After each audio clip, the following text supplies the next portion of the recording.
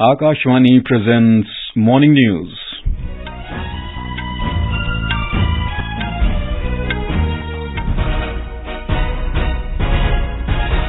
Good morning. I am Nishit Kumar. The headlines. Prime Minister Narendra Modi dedicates new Parliament building to the nation today, installs symbol of India's great tradition Sengol in the new building. Prime Minister to share his thoughts in Mann Ki Baat program on Akashvani at 11 a.m. Raksha Mantri Rajnath Singh to embark on a 3-day visit to Nigeria from today. In badminton, HS Prannoy to lock horns with China's Weng in the Final of the Malaysia Masters in Kuala Lumpur. And in IPL Cricket, defending champions Gujarat Titans to face 4-time champions Chennai Super Kings in the summit clash at the Narendra Modi Stadium in Ahmedabad this evening. And now the news in detail. Prime Minister Narendra Modi dedicated the newly constructed Parliament building to the nation this morning. Prime Minister Narendra Modi with Lok Sabha Speaker Om Birla installed a Sengol in the newly constructed Parliament. Yesterday evening, the Prime Minister Narendra Modi met the Adhinams at his residence and took their blessings. The Adhinams handed over the Sengol to Mr. Modi. To mark the inauguration of the new Parliament building, Mr. Modi will also launch a 75 rupees denomination coin and stamp on the historic occasion. The new building of Parliament symbolizes the spirit of self-reliant India, Atmanirbhar Bharat. The newly constructed Parliament building has been built in record time with quality construction. The newly constructed building will work to further enrich India's glorious democratic traditions and constitutional values, and is also equipped with state-of-the-art facilities which will help the members to perform their functions in a better way. Prime Minister Narendra Modi has laid the foundation stone of the new building of Parliament on the 10th of December 2020. We have a report from our correspondent. The power of Indian democratic system manifests in our Parliament, and the new Parliament building reflects aspirations of 135 crore Indians. The new Parliament building has a built-up area of 65,000 square meters. Its triangular shape ensures optimum space utilization. The Lok Sabha Hall has 888 seats and it is based on peacock theme, the national bird. The Rajya Sabha will have a capacity of 384 seats and it is based on lotus theme, the national flower. The Lok Sabha Hall will be able to accommodate 1,272 seats for joint sessions. The building has offices which are secure, efficient, equipped with latest communication technology and has sophisticated audio-visual systems. The state-of-the-art Constitutional Hall symbolically and physically puts the citizens at the heart of the democracy. The central lounge will complement the open courtyard. A platinum-rated green building, the new Sansad Bhavan, is a symbol of India's commitment towards environment sustainability. An embodiment of Indian heritage, it reflects the vibrance and diversity of modern India, incorporating the cultural and regional arts and crafts. The new Parliament building is accessible for people with disabilities, Divyangjans. The architectural marvel stands as a proud symbol of the nation's progress. The magnificent structure represents not only progress but also the evolving spirit of the nation. Anupam Mishra, Akashvani News, Delhi. In view of the inauguration of the new Parliament building, Delhi Traffic Police has issued a traffic advisory to ensure traffic arrangements and smooth functions in the national capital. Delhi Traffic Police said in its advisory that entry of vehicles to the new Delhi district is restricted until 3 this afternoon. Only public transport vehicles and emergency vehicles are allowed to move in the new Delhi district. The areas which have been regulated are Mother Teresa Crescent Road, Baba Khadak Singh Marg, Gol Dak Khana, Ashok Road, Patel Chowk, Windsor Place, Janpath, Akbar Road and Teen Murti Marg. Delhi Traffic Police urged people to avoid the regulated area and use public transport. Delhi Police has also set up pickets and tight security arrangements in order to maintain law and order in the national capital. Prime Minister Narendra Modi will share his thoughts with the people of the country and abroad in the Mann Ki Baat program on Akashvani at 11 a.m. today. It will be the 101st episode of the monthly radio program. The program will be broadcast on the entire network of Akashvani and Doordarshan, the Akashvani website and the News on AIR mobile app. It will also be live streamed on the YouTube channels of Akashvani, DD News, PMO and Information and Broadcasting Ministry. Akashvani will broadcast the program in regional languages immediately after the Hindi broadcast. Since the 3rd of October 2014, Prime Minister Narendra Modi has been addressing the citizens of the country through his Mann Ki Baat program. The 8th meeting of the Niti Aayog Governing Council concluded in New Delhi yesterday. It was presided over by Prime Minister Narendra Modi as the chairman of Niti Aayog. Addressing the Governing Council meeting, Mr. Modi emphasized the importance of evolving a common vision to achieve a Viksit Bharat at 2047.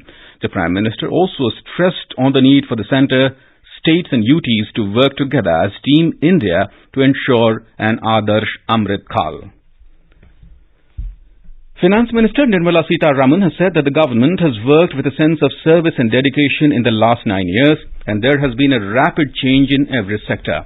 Addressing the valedictory session of the National Conclave on 9 years of Seva Susashan and Garib Kalyan in New Delhi last evening, she said the faith of people in the government has increased.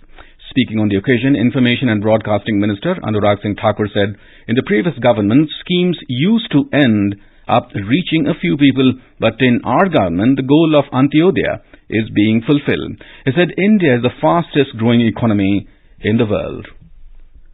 This is Akashvani giving you the news. For quick news updates around the clock, follow us on our Twitter handle at AIR News Alerts.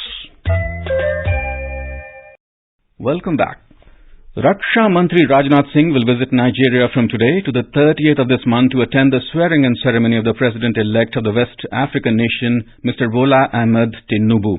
Mr. Singh will attend the swearing-in ceremony at the Eagle Square in Abuja tomorrow. He will also meet the outgoing Nigerian President, Mr. Muhammadu Buhari, during a reception. This will be the first ever visit of any Indian Defence Minister to Nigeria. The Raksha Mantri's visit will be an important landmark in building the strong bonds of friendship between the two countries. Considering the growing defence cooperation between India and Nigeria, senior officers of the Ministry of Defence and top leadership of important defence PSUs will accompany Mr. Rajnath Singh. They will hold meetings with the representatives of the Nigerian industry and the armed forces to identify the equipment and platforms through which the Indian defence industry can support the country's requirements. Nigeria is home to an estimated 50,000 members of the Indian community. The Raksha Mantri will address the Indian diaspora at Abuja during the visit. External Affairs Minister Dr. S. Jaishankar has said that the government is today thinking about an era of the new generation. He said this while delivering a lecture on Modi's India, a rising power at a private university in Ahmedabad yesterday. He said that the country needs to build up enormous domestic capacities which require deep strengths in areas which were earlier ignored. Dr. Jaishankar discussed the flagship schemes implemented by the centre that established India's position as the leading nation on the global platform.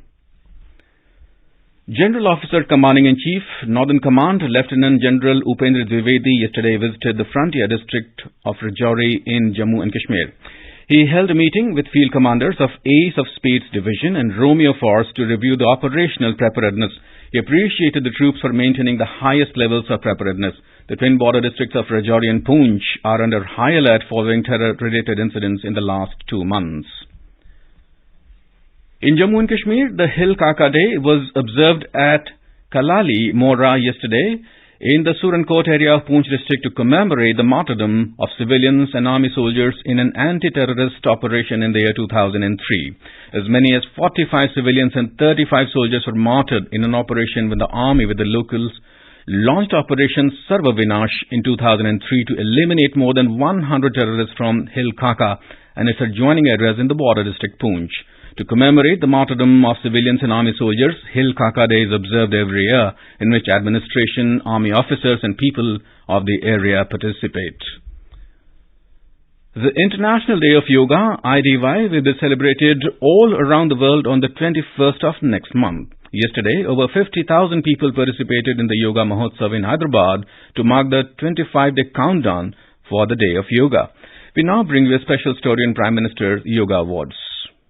Prime Minister Narendra Modi on the second International Day of Yoga in 2016 announced 2 categories of Yoga Awards, one being international and the other being national, to be announced on the occasion of International Day of Yoga. The purpose of the awards is to recognize and felicitate the individuals or organizations who have made a significant impact on society for a sustained period by the way of promotion and development of yoga. The winners are felicitated with a trophy, certificate and a cash award of 25 lakh rupees. In case of joint winners, the awards are divided among the winners. The applications or nominations process for this year's awards was open till the 31st of March 2023. Conferring the awards, Prime Minister Narendra Modi had said that necessary improvements are being brought in for roping in more and more professionals in not only the field of modern medicine but also the Ayush.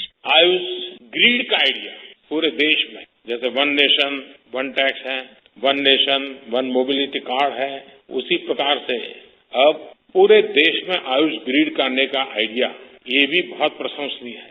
Ayush से इस विषय के साथ जुड़े हुए अनेक जो silos हैं, इन सबको एक कर करके एक होमोजीनियस व्यवस्था बनाने में बहुत बड़ी सफलता मिलेगी। With the report of Anupam Mishra, this is Aparajita Snatak, Akashvani News, Delhi.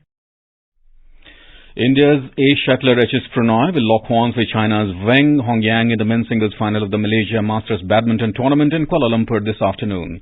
Last evening, world number 9 Prannoy received a walkover in his semi-final clash to final after Indonesia's Christian Adinata pulled out with an injury towards the end of the first game. In women's singles yesterday, PV Sindhu's campaign ended after a loss in the semi-final. Sindhu was defeated by Indonesia's Gregoria Mariska Tunjung. And in IPL Cricket, defending champions Gujarat Titans will face four-time champions Chennai Super Kings in the summit clash at the Narendra Modi Stadium in Ahmedabad this evening. Gujarat stormed into the final, defeating Mumbai Indians in the second qualifier match. For Mahendra Singh Dhoni-led Chennai, this would be their fifth title, which would level them with Mumbai Indians with the most IPL trophies. On the other hand, Hardik Pandya-led Gujarat team reached its second final in a row. If they win the final, Gujarat would become the first team to win back-to-back titles in its first 2 years. The Hardik Pandya-led side was clinical in its group stages as it won 10 of the 14 league matches and was the first side to book a place in this year's playoff. And in French Open tennis, the second Grand Slam tournament of the season will begin today. Serbian tennis great Novak Djokovic will start his quest for a record 23rd Grand Slam title in the absence of Spanish star, the king of clay, Rafael Nadal this year. First seed Alcaraz, second seed Daniel Medvedev and others will also participate in the tournament. In the men's doubles, India's Rohan Bopanna will partner with his Australian partner Matthew Ebden. In the men's doubles category, Yuki Bhambari and Saket Maineni, an all-Indian team, will also compete. And now for a look at today's newspapers, it's over to Subhadra Ramachandran. Thank you, Nishit. High seat of Indian democracy gets a new address today, headlines in the Sun Times, as nation gets ready to welcome a new Parliament House. Karnataka gets full cabinet as 24 ministers take oath is front page story in the Asian Age. PM calls upon chief ministers to work as Team India while addressing the 8th Governing Council meeting of Niti Aayog, says the Hindu. Army chief visits Manipur as soldiers hunt for insurgents, according to a report in the Times of India. Raksha Mantri Rajnath Singh to visit Nigeria to attend the swearing-in ceremony of President-elect, reports the Sunday Statesman. Legislation introduced to make Diwali a federal holiday in the United States, according to a story in the Sunday Express. Minted in memory is the headline in the Financial Express, as inauguration of new Parliament building will mark the release of a special rupee 75 commemorative coin. And finally, India tops China alternatives list, according to a report in the Economic Times, as top MNCs look for business outside China. And with that, it's back to you, Nishit. Thank you, Subhadra. And now, before we end the bulletin, the headlines once again. Prime Minister Narendra Modi dedicates new Parliament building to the nation today, installs symbol of India's great tradition Sengol in the new building. Prime Minister to share his thoughts in Mann Ki Baat program on Akashvani at 11 a.m.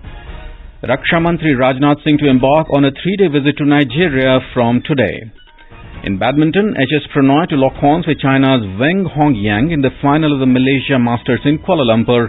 And in IPL Cricket, defending champions Gujarat Titans to face four-time champions Chennai Super Kings in the summit clash at the Narendra Modi Stadium in Ahmedabad this evening.